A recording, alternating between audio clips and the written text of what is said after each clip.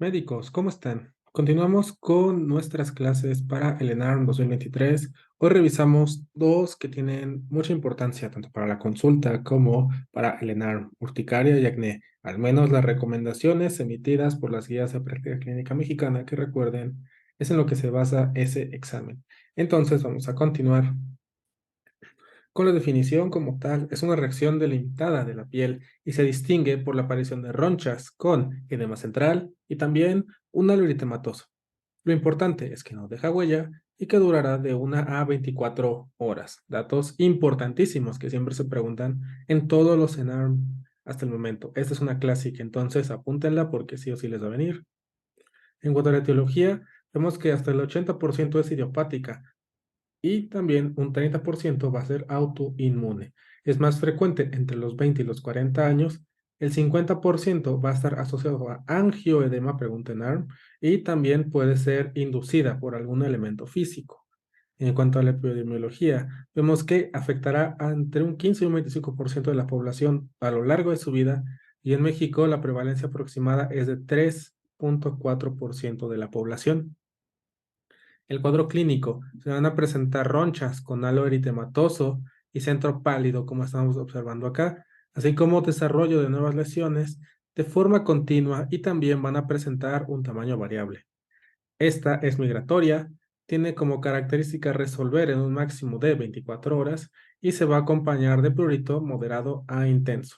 Dato importante para el ENAR: si dura más de 6 semanas, se va a considerar crónica. Entonces, esa es la diferencia entre aguda y crónica: 6 semanas de duración. Pues vemos que un episodio se debe resolver en máximo 24 horas. En estos pacientes hay que investigar varias cosas: semiología y origen.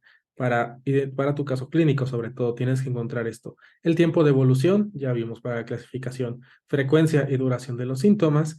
Si hay prurito o si tenemos alguna bandera roja como dolor, que ya nos podría orientar hacia otra cosa. Antecedentes familiares de esta enfermedad, pues es claro, el autosómico dominante. Y pasatiempos que presenta la persona. ¿Por qué? Pues porque si la persona tiene como pasatiempo, bueno, tiene mascotas, va a la montaña, se expone a la tierra, ya sea porque practique con herbolaria, o en su defecto agricultura, o tenga como hobby el jardín, cosas así que le expongan a ciertos alérgenos, pues obviamente va a incrementar la sintomatología y obviamente nos puede ayudar mucho para orientar el diagnóstico. Entonces, siempre revisa estos en tu caso clínico. En cuanto al origen, puede ser idiopática. Y aquí hay otras que se han preguntado en el ENARM y son de muy alta dificultad, que sí venían en la GPC. Se puede asociar a enfermedad tiroidea autoinmune, a vasculitis, que como vemos son alteraciones totalmente reumáticas, y también, bueno, de inmunología, y también se puede asociar a infecciones. Entonces hay que tener mucho esto en cuenta. El diagnóstico diferencial de las parasitosis. Siempre hay que pensar en eso, en una parasitosis o en una enfermedad autoinmune cuando estemos revisando un cuadro en derma, por lo menos para el ENAR. El tratamiento es muy sencillo realmente. Lo primero que nos recomiendan son antihistamínicos de segunda generación. ¿Por qué? Pues porque como tal no tienen tantos efectos adversos como los de primera generación, aunque sí menciona la GPC que si tiene mayor predominio de síntomas nocturnos, serían antihistamínicos de primera generación, ya saben, por el efecto sedante. Si esos no funcionan, se puede dar antagonista de leucotrienos como el montelukast. Y finalmente, si no funciona de tercera línea, la GPC marca que se puede agregar ciclosporina e incluso podemos pasar hasta omalizumab, pero esto ya es en casos muy, muy extremos. Entonces, acuérdate, tratamiento de primera línea: antihistamínicos de primera generación; segunda línea, antagonistas de leucotrienos; tercera opción, ciclosporina u omalizumab. Y como tal, aquí tenemos este pequeño cuadrito de la GPC. Durante las exacerbaciones se indicarán esteroides sistémicos 3 a 7 días, lo mismo que estábamos viendo en la dermatitis atópica. Tenemos un índice de actividad, el cual es muy similar a los que ya hemos revisado en las anteriores clases. Va del 0 al 3.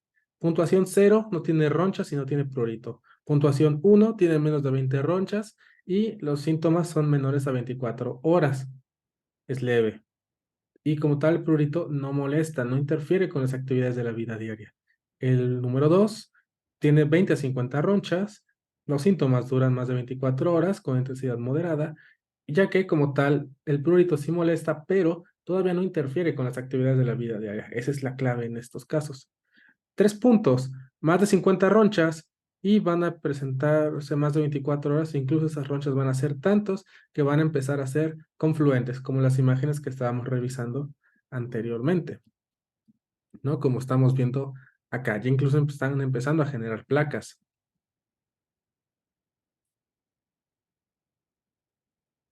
Entonces, y también recuerda, pues es tanto que interfiere con las actividades de la vida diaria. Sin embargo, esta presentación tiene truco para que vean que le cambiamos la dinámica constantemente.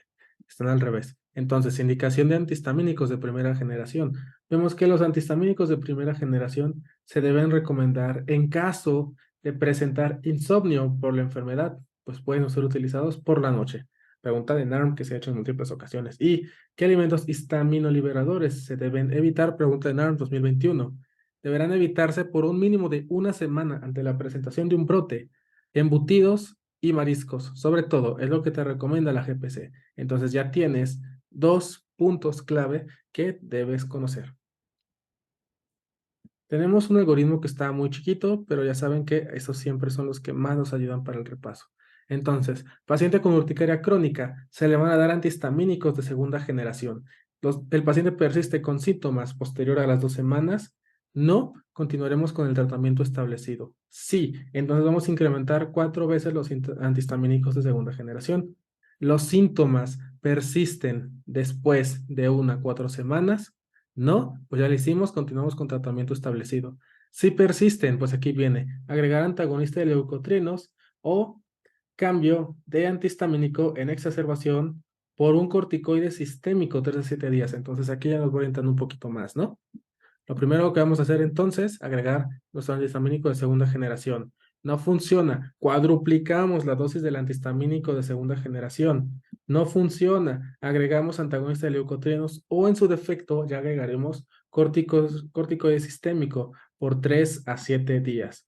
Y si los síntomas persisten de 1 a 4 semanas, podemos agregar ciclosporina A y ya se vienen los más raros. Dapsona, que no, ya vemos no solo sirve para la lepra, y omalizumab. Y en caso de que presentemos exacerbaciones, se pueden dar esteroides sistémicos igual de 3 a 7 días. Entonces, para que lo tengas en cuenta, médico. Eso fue todo por el tema anterior. Vamos a revisar ahora acné para el ENARM. Son temas muy cortos realmente estos de derma que estamos revisando, pero con un alto valor, ya que siempre vienen dos preguntitas, una o dos de cada tema. Entonces, ya saben lo que decimos aquí. Lo importante es ir sumando las fáciles. Entonces, vamos a continuar con acné. La definición por guía de práctica clínica es una enfermedad inflamatoria de la piel y se caracteriza por la presencia de, pregunta, comedones abiertos y cerrados acompañados de lesiones inflamatorias y van a aparecer en la adolescencia por la producción de andrógenos. La fisiopatología, tenemos una hiperkeratización folicular que posteriormente va a estimular la proliferación de queratinocitos y esto va a provocar la formación de tapones de sebo y de queratina. Esto va a fomentar el crecimiento bacteriano, por lo tanto tendremos inflamación y esto se va a generar en un comedón cerrado. Posteriormente, este podrá erupcionar y generar un comedón abierto que dará resultado a una pústula o en su defecto un nódulo. Es muy sencilla realmente.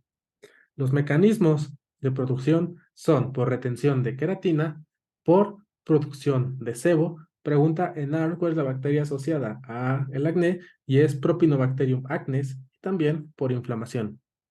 Vemos que afecta hasta el 70-80% de los adolescentes y se presenta sobre todo en la segunda década de la vida. Factores de riesgo, hipersensibilidad a andrógenos, predisposición familiar, que es una clarísima, ¿no? Hay ocasiones en que vemos que padres e hijos o madres e hijos tienen esos datos de un acné severo en el rostro. Entonces, la predisposición familiar es evidente. También por cambios hormonales, por estrés, que ustedes habrán notado mucho. Puede que incluso en estos meses previos al ENARM habrán notado que empiezan a presentar mucho más acné y van a ver que mientras más cerca la fecha, más va a incrementar, pues esto es un reflejo de esos tres. Y también hay algunos medicamentos o alimentos que sí lo pueden propiciar. El chocolate ya se descartó, médicos, no lo coloquen. Entonces, la GPC nos marca cierta clasificación que hay que tener en cuenta porque se han preguntado en los ENARM. Entonces, aquí tenemos el acné comedónico. Son comedones acompañados de pequeñas pápulas o pústulas y como tal no van a presentar cicatrices. Después tenemos el acné vulgar, el cual se presenta con comedones con muchas pápulas y pústulas, y principalmente van a aparecer en cara. Aquí tendremos cicatrices leves. Después tenemos el acné quístico, el cual presenta numerosos comedones, pápulas y pústulas. También presenta quistes y nódulos ocasionales.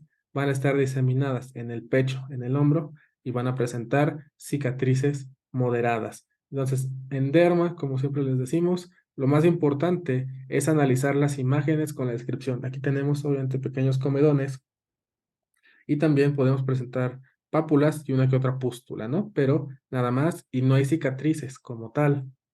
En el acné vulgar ya tenemos comedones, pero ya vamos a presentar muchas más pápulas y pústulas y generalmente este se va a presentar en el rostro. Puede dejar cicatrices leves, sí, en caso de que se dañe como tal la dermis. Después tenemos el acné quístico, el cual ya tiene muchos más comedones, pápulas y pústulas, pero lo más importante es que ya está creciendo tanto que está provocando quistes y nódulos en el rostro. También esta ya es la que se está proliferando, está diseminándose hacia pecho y hombro, y sí puede dejar cicatrices. Después viene el acné conglobata, que es de las más agresivas y es mucho motivo de consulta y puede que este sea el caso que te presenten en tu ENARM, donde ya va a presentar numerosos quistes en el rostro que van a estar también en tronco y en espalda. Y sí, este es de los que deja más cicatrices. Hay otras variantes que vienen en la GPC. Tenemos el acné neonatal, donde vemos que las lesiones se localizan en las mejillas, frente y nariz y van a aparecer en las primeras 2 a 3 semanas de vida. Pero lo más importante es que se resuelven de manera espontánea. Y, como vemos, se debe a la inflamación secundaria y la presencia de malacesia. Después tenemos el acné infantil, que va a aparecer entre los 2 y los 3 meses de edad y va a ser secundaria a la presencia excesiva de andrógenos. En este caso, hay que sospechar de las siguientes enfermedades: hiperplasia suprarrenal, hipergonadismo gonadal, pubertad precoz o si no, de tumores adrenales. Creo que hasta hay un caso de Dr. House sobre eso. Después tenemos el acné fulminante, donde tenemos reacción inflamatoria grave, súbita, el cual ocasiona úlceras fundas y erosiones. Lo más importante del acné fulminante es que se acompañará de síntomas sistémicos y como tal el acné realmente es un reflejo de la enfermedad de base, no como tal. Entonces, como nos decía alguna doctora alguna vez, la piel es el reflejo del cuerpo. Entonces, siempre hay que estar atentos a la piel porque nos puede dar mucho sintomatología de todo lo que está sucediendo en el cuerpo. Y después viene el acné excoriado, el cual como tal afecta sobre todo a mujeres jóvenes. La GPS está viejita, pero bueno.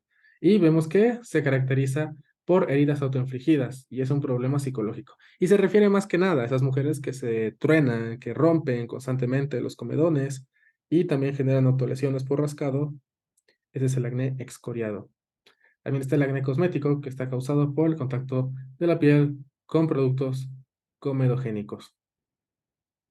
¿Cómo vamos a abordar el acné? Tenemos medicamentos y tenemos que valorar la situación de la mujer porque otra vez el acné también puede ser el síntoma de otra enfermedad. Medicamentos, hay que valorar si usan estos, pues pueden causar acné. El uso de barbitúricos, que pues prácticamente ya no existe, pero bueno, también la ciatropina, este sí genera acné, también por la inmunosupresión. Los corticosteroides es uno de los efectos más comunes, la generación de acné. El uso de vitamina B2, B6 y B12 también puede generar acné. Y finalmente, el uso de fenitoína. Entonces, estos son muy importantes para la práctica y también se ha llegado a preguntar en el caso de la fenitoína, como cuál es el agente que causa acné, fenitoína.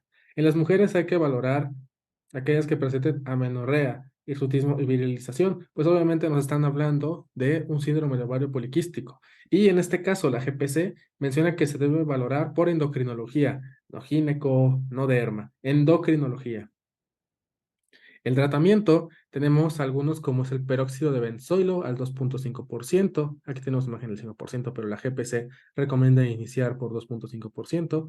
También se pueden utilizar retinoides tópicos durante la noche, pues recuerda que tienen el efecto de fotosensibilidad.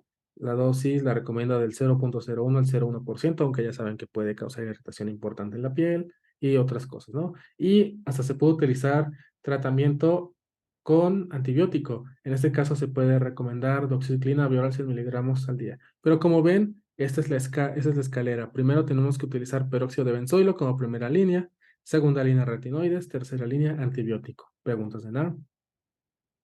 En el caso de acné grave, ahí es donde viene la cereza del pastel, la isotretinoína. Entonces, en el tratamiento de acné deberá adecuarse a la gravedad. En el grado 1 se recomienda tratamiento tópico, y aquí viene terapia combinada con retinoide tópico y o peróxido de benzoilo. Grado 2 y 3 se recomienda antibiótico sistémico y valorar indicaciones ginecológicas, tratamiento hormonal. Y grado 4, o sea, es la última línea de tratamiento, utilizar la isotretinoína oral. Como vemos, 10 miligramos y ya se verá. La administración de isotretinoína en las mujeres debe iniciar el tercer día del ciclo menstrual durante el periodo de tratamiento y hasta un mes después de la última dosis se deben utilizar métodos anticonceptivos. ¿Eso por qué? Pues porque obviamente es ampliamente teratogénico. Entonces, mujer que está utilizando isotretinoína debe estar con tratamiento anticonceptivo, pues el riesgo de malformaciones es inmenso. Entonces, mucho cuidado cuando estén recetando o consumiendo la isotretinoína. Recomendaciones adicionales por la GPC: higiene adecuada en la piel, no aplicar cosméticos comedogénicos y como tal no manipular las lesiones. Para muchos de nosotros es complicado hacer esto, es demasiada la tentación, pero bueno, recomiendan no manipular las lesiones. Y las complicaciones pueden desarrollar cicatrices hipertróficas, queloides o las más comunes quizá en picayelo. También puede generar baja autoestima y retraimiento social. Entonces, como alguna vez nos decía un cirujano plástico, a lo mejor el acné tú crees que sea únicamente estético, pero es cómo te presentas al mundo. Y esa forma determina cómo va a ser tu calidad de vida. Entonces a veces no es nada más por verse mejor o por querer demostrar algo o por puro narcisismo. A veces es necesario. Entonces, por lo menos para tener una vida normal. Entonces, no subestimen el acné. Sí tiene gran relevancia, a pesar de que uno crea que no. Referencia: ¿cuándo vamos a mandar a segundo nivel? Cuando se requiere manejo específico por el dermatólogo. Entonces quiere decir que el general sí puede tratar el acné. Acné fulminante o foliculitis por gram negativos, formas noduloquísticas, grave repercusión social o psicológica, dismorfofobia, que es miedo patológico a la deformidad, que pues creo que esto lo tiene casi todo el mundo, riesgo de desarrollo de cicatrices a pesar de terapias de primera línea, que ya vimos, ¿no? Peróxido de benzoilo, después, ¿cuál seguía? El retinol y finalmente la doxiciclina. Formas moderadas con ausencia de respuesta al tratamiento tópico y sistémico durante al menos 6 meses, así como sospecha de trastorno endocrinológico subyacente que precise estudios complementarios y valoración. Y listo, médico. Eso es todo por la clase de hoy. Una clase otra vez súper importante para la vida, para el ENARM. Entonces, revísenla adecuadamente, denle uno o dos repasitos. Son preguntas clave que te van a dar esos 3, 4 aciertos que sí o sí te van a ayudar a que llegues a una puntuación alta. Entonces no lo eches en saco roto. Muchas gracias. Nos vemos en la siguiente clase, que es cáncer de piel.